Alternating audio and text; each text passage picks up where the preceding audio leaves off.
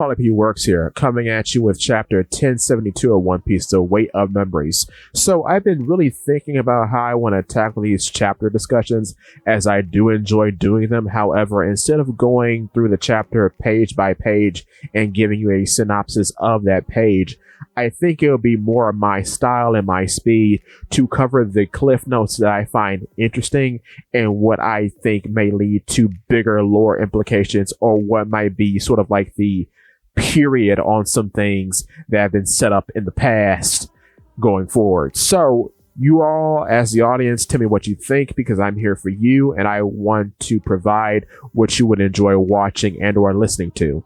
So with that being said, let's get started. So let's talk about our cover story, because this is getting kind of interesting. Okay, so it's still a flashback cover story, which is the first of its kind, very interesting in itself, but we're still doing the German 66 thing. Some things to point out, and people are going to get mad at me because this might be considered slander, based on how our boys look here. Caesar Clown, Queen, and Vince Smoke Judge, right? Queen is interesting, but the most interesting person here is Caesar. Why is he interesting, you may ask? Well, this is the first time we have seen the gas robe thing without the actual gas-imbued clothing. He's not ethereal here, he's just a guy with the fruit, but based on him having this sash, right? This very interesting sash that's going under his arms, like every other awakened sash has done so far in One Piece. I don't know, boys. I don't know. I think Caesar Clown has been an awakened Logia for this entire time, which would make some sense. I released a short about this that will probably release with this video, so go watch that. However, here's the thing about these sort of sash swirls. They always do a big loop behind the back and then they go around the arms, right? Like under the armpit. Here's what's interesting about it. NL has this at the climax of Skypiea when he gets like fat and turns into like a big body of lightning. Luffy has this in Gear 5th, we know that.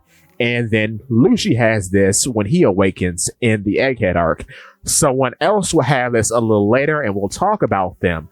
However, just looking at him here, it makes sense, honestly, because Caesar has always been someone who isn't really about brute force, and his devil fruit really isn't about brute force.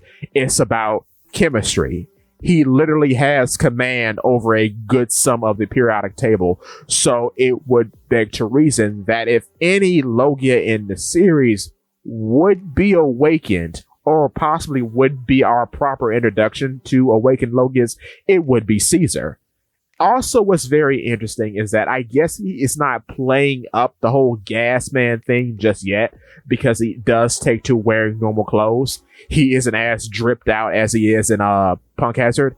But yeah, just something to make note of, and I think it's very fascinating. Also, this does beg to reason, or beg to mention, did he eat the gas fruit before this point? Because in chapter 1071, we don't see that on him. He's just like a regular guy. So this could have been a recent development. We don't understand the whole timeline of where these cover stories sort of take place in the past. So I guess that has to be cleared up. As for the other two guys, Queen has bulked up. I don't know if the cybernetic enhancements have started, but based on how slim he was previously, I would say so. Also, the meat pies have begun, I guess, because he is a bit heftier. Nothing wrong with that. Nothing wrong with a good meat pie.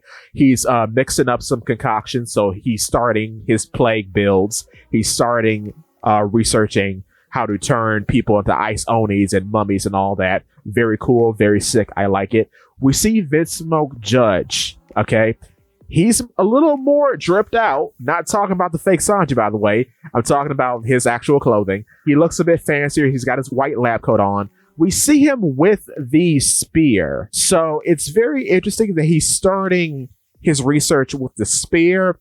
based on where he ends up in the story proper with the whole gene splicing and whatnot, which we're going to talk about a little later. But yeah, it's very interesting that we see him with a spear, but I guess you couldn't really very well representate his progress as a scientist by showing genes or something. Also, his eyebrows are still the same. His eyebrows have not changed. So that's an interesting point. Also, forgot to mention, Caesar is holding some sort of devil fruit, but it's most likely a smile, seeing as how his entire arc was based on smiles.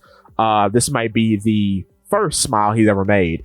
It does have the scales of the fish fruit model Azure Dragon, but of course it's not, because it has these weird eye target designs instead of the proper swirls. So yeah, our boys are starting their scientific adventures in Mads. Now we have reached the Bonnie section, and oh boy, when I tell you Bonnie is stronger than I thought, she's stronger than I thought. So, okay, she tricks Vegapunk into turning into a child, right? Then she flips it on him and turns into a buff version of her adult self, okay? A very Gear Forth bound man looking version of her adult self. Here's the interesting thing. She calls this technique distorted future, okay? In the translation I'm reading. This means a few things. This means that if you recall, the SBSs of Straw Hats in different supposed timelines, her power technically is that she can dial into a supposed future version of herself and then just become that. That is insane, because now it's like she has a localized time ability and this whole sort of age theme that she's got going on. Also, what's very interesting, as she's attacking Vegapunk, she stabs Vegapunk with a pipe, okay? This stab causes weird gems to pop out of Vegapunk, which are representations of his age crystallized. However, she says her powers don't remain permanent on living beings for that long. So that means every time when she's aged somebody down or up, that eventually wears off. What's very interesting about this is that not only can she turn something that is incorporeal like age into a physical object, this also begs the question, is her name real? Because she turns his age into gemstones, into jewelry. Jewelry Bonnie. Get it? It's a pun. So she probably named herself Jewelry Bonnie for her ability. It's like people calling Luffy Straw Hat Luffy. It's the same thing. That is kind of incredible. What's also incredible is that this power can be conducted through an object into a person. That's another really odd thing that we kind of don't really see that often with the weirder devil fruits, like say Moria's, for example. Moria, it was only shadow related. He couldn't imbue his shadow into a blade or something like that. So this is kind of an interesting set of abilities that we're finding out in this chapter alone. Another thing on top of that is she is not only limited to living beings, which I thought she was, because when we see her back in the pre-time skip during Shabandi Archipelago, when she ages the Marines, right? I thought that she could only age people because their guns and clothing remained untouched, right? Here, when she's trying to get into a particular section of the lab marked with a paw print indicating that it's has something to do with Kuma, she ages the lock and does something called oil shock, and the lock just seemingly corrodes. So not only is she better than Shinobu, not only is she presumably better than the non-canon Ein from Film Z, she is the creme de la creme of age manipulation and age direction, seeing as how she can pull alternative versions of herself from supposed futures and just assume those forms. Bonnie is low-key kind of fascinating, and we got all this and we don't have a fruit name yet. I think she is incredible. I think she is the bomb. She has some of the most creative usage of something that seemed very straightforward that I kind of seen in the series, honestly, because usually characters pick up pretty quickly with what they can do. Like Laws from like Shabandi Archipelago, when you first see them, it's already kind of weird and interesting. Bonnie's for what, 10 years, 15 years was just make people young or old. So to have this sort of plethora of abilities now, it's kind of crazy. I'm enjoying it immensely. Good work, good stuff. I love it. Let's talk about Kuma, okay? So last time we saw Kuma, he was flying to the red port, and then he was kind of terrorizing the town. Now we see him going up the red port, climbing the mountain face, okay? What's weird about this is that I think he's climbing it with his fingertips, because I wonder if his palm touches the wall, will he bounce himself off? Is that why his hands are depicted in such a weird way when he's climbing? Another thing, well, they're trying to shoot him down, which is also kind of interesting. I wonder what he's actually going up there to look for. I got an idea, but that was in a short. I'll put it here in the time. I don't know how many videos I can actually put up there, but we'll see. So here's the thing, okay? Your boy was right, okay? Your boy was right.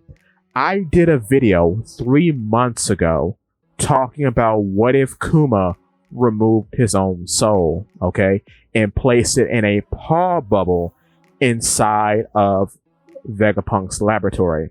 The lock that Bonnie disintegrates with her powers, which is still pretty weird, is that room that's holding that paw bubble. It's not exactly his soul per se, but it might as well be, because in the very next panel, they talk about the soul existing and weighing 21 grams, because when a person has passed on, the body is 21 grams lighter. Kuma is talking to Vegapunk about emotion, okay? So I'm to assume that this paw bubble technically is his memory, and, well, Bonnie says it's his memory because she knows her father's powers, but in being his memory, I guess you can say that's still an allegory for a person's soul, sort of imbuing the words of Hero Look. A man is only truly gone when he is forgotten. So a man's memory, you could say, is his soul in a roundabout way. So you could say this paw bubble is Kuma's soul. And they go on to say, which I was so happy this happened. I want to say I said this would happen because we were talking about Kuma so much. They go into explain how Kuma can reject the conceptual or the intangible. He turns the nerve firings into waves and then compresses those into a form. It's a very weird roundabout way of explaining it. It's almost like he just takes the impulses, converts those impulses, and then turns it into like a wave form that he traps inside this bubble. And then if another person touches it, they are afflicted by whatever is inside the bubble.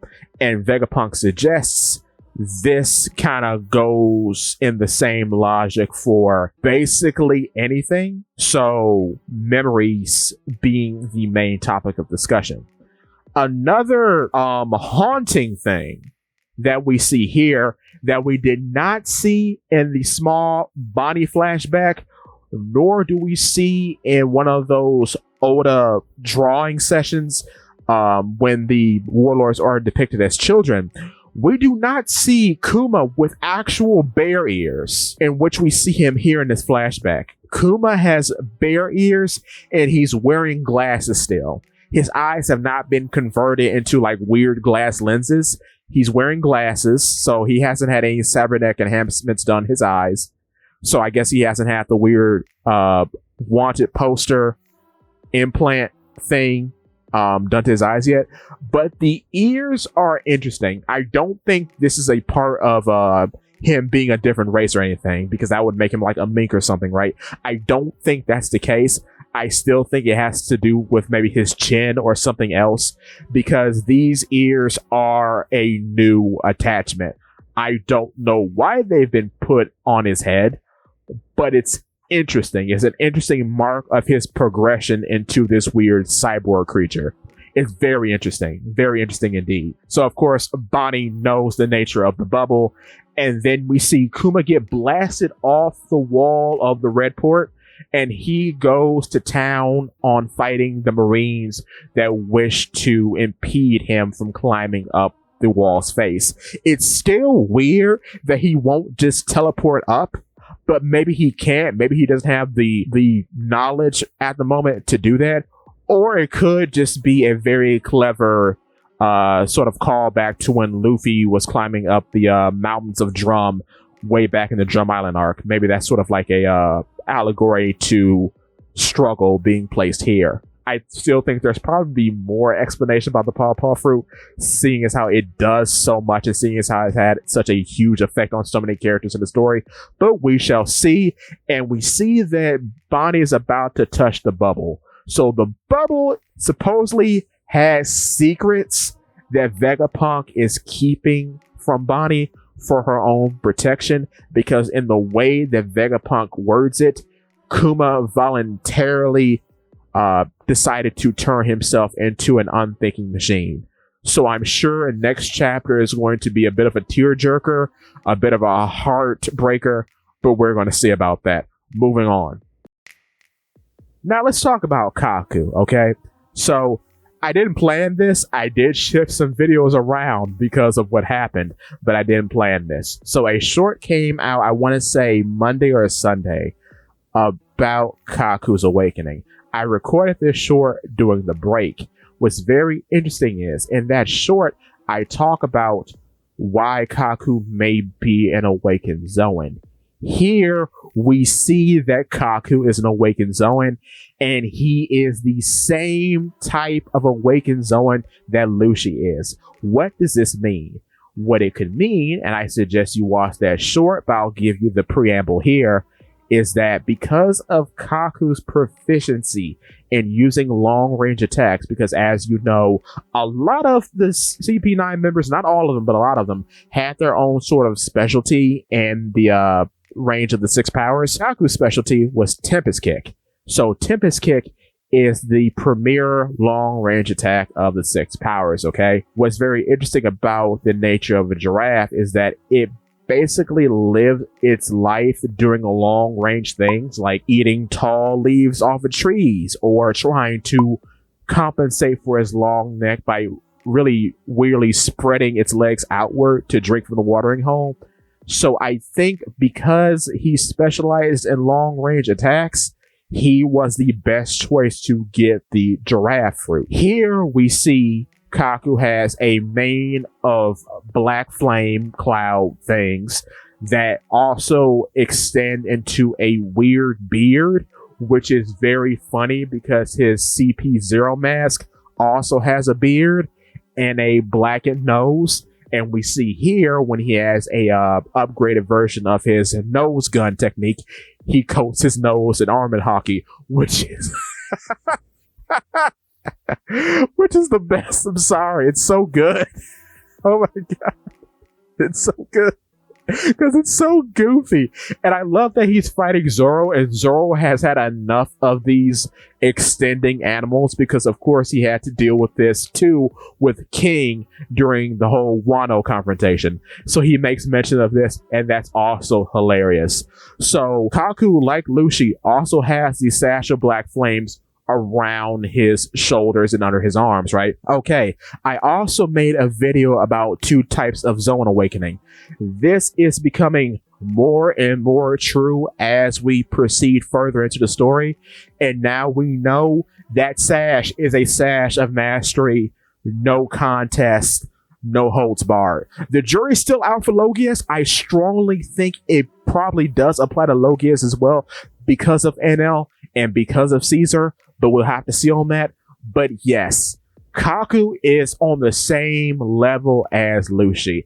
I wonder, does he have the same level of 6 powers proficiency as Lucy? That remains to be seen, but in terms of Devil Fruit, they are on the same wavelength. But yes, this is fire, absolute fire. Here we are, the grand finale. The Stussy section. Okay, so Stussy sneaks behind Kaku and takes a little nibble on his neck. This nibble knocks him out. Lucy is shooken up by this and asks Stussy what she's doing. She happily responds, "What am I doing? I just put him to sleep." "Please, Lucy, won't you go to sleep as well?" So, after that chilling response that has shaken up a cold-blooded murderer, we get this Oda box saying that Stussy was the first successful human clone, and that she is a clone of the Rocks pirate member known as Miss Bucking. Okay, so let's go into it because there's a lot to talk about here. First of all, Stussy is the person that Vegapunk is talking about at the start of the chapter, as he recognizes her as a real human. Secondly, I want to give a shout out to a guy I found on Reddit. He made a theory 2 years ago. His name will pop up on the screen around here. He stated that in Orochi's flashback, the woman that we see the Kurozumi grandma turn into before she turns into a young version of Shiki, that person was the young version of Miss Bucking. I think that is 100% correct now, because there's no one else that could possibly be. Another thing that's kind of a chilling thought. Do you remember Sora, Sanji's mother, right? Okay, now I want to remind you, who introduced us to the concept of cloning? First time in the story. Who was the first one to show us cloning? Was it Vegapunk? No, it was Vinsmoke Judge, okay?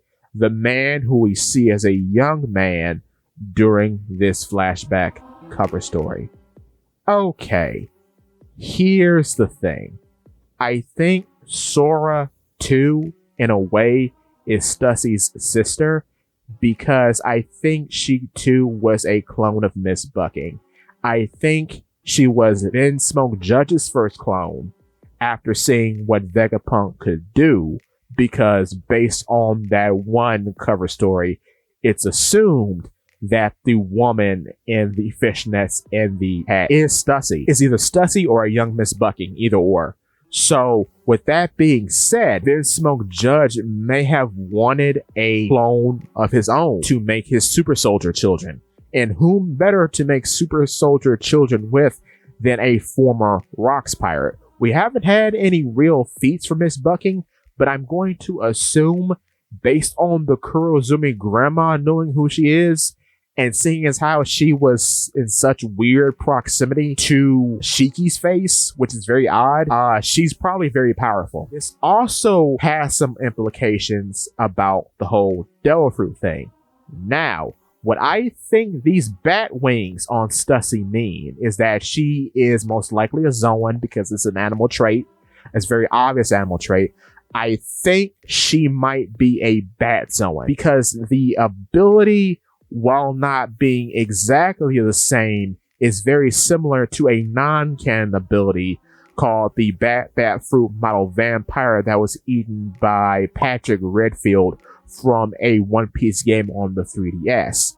In that game, he would sort of just suck the vitality out of people, and as he did so, the color would drain from their body, their hair, and their clothing, right? This is a very similar thing because it's also dealing with biting, but she's putting people to sleep instead of draining the vitality out of them. So I think this is probably a mythical bad fruit like Patrick Redfield's, but instead of it being a vampire fruit, it's most likely a succubus fruit, seeing as how she was introduced as a courtesan of some sort of the pleasure corner during the Whole Cake Island arc, and seeing as how this ability was shown to be used on men first and foremost, well, used on a man and then threatened to be used on another man, that this ability is effective on men, or probably just switches based on who eats it. So if you are a man, you probably turn into an incubus, or if you're a woman, you turn into a succubus, and then your power works on the opposite sex. That's probably how this works, but that's me just taking a stab in the dark. But yes, shout out to a guy on my Discord, because he brought up the idea of a succubus to me. So I give him the credit for that. But after thinking about it a little bit, I think that makes a lot of sense, that it would most likely be a sort of bat fruit. This will also keep in line with how she's sort of using some partial transformation and just bringing out her wings and fangs, and not like going into a full bat or bat demon state. And that would be the most, I think, responsible way in tackling a demon, presumably. But we'll have to see. We'll have to see on that. Going on the whole Miss Bucking thing again, here's another chilling thought. If Miss Bucking also has this ability, like if she has had this the entire time and Stussy just inherited this ability from her, this also means that Edward Weevil, the son of Miss Bucking, could in fact be the biological son of one Edward Newgate, Whitebeard, because she could have just put Whitebeard to sleep because she fancied him and taken what she wanted from him, which is what succubus are known for doing. I'm just saying it kind of lines up a lot if this is the case. I'm just saying it makes a lot of sense, but we shall see. This is one of the most interesting developments that we've had yet. They keep coming in Egghead. Egghead is an amazing arc. I've been enjoying it immensely. But, however, with that being said, that's all I have for you today. Thank you for watching. If you like stuff like this, please feel free to check out my YouTube channel, Polipede Works. And if you like what you see, I would appreciate your subscription. Thank you so much. See you next time.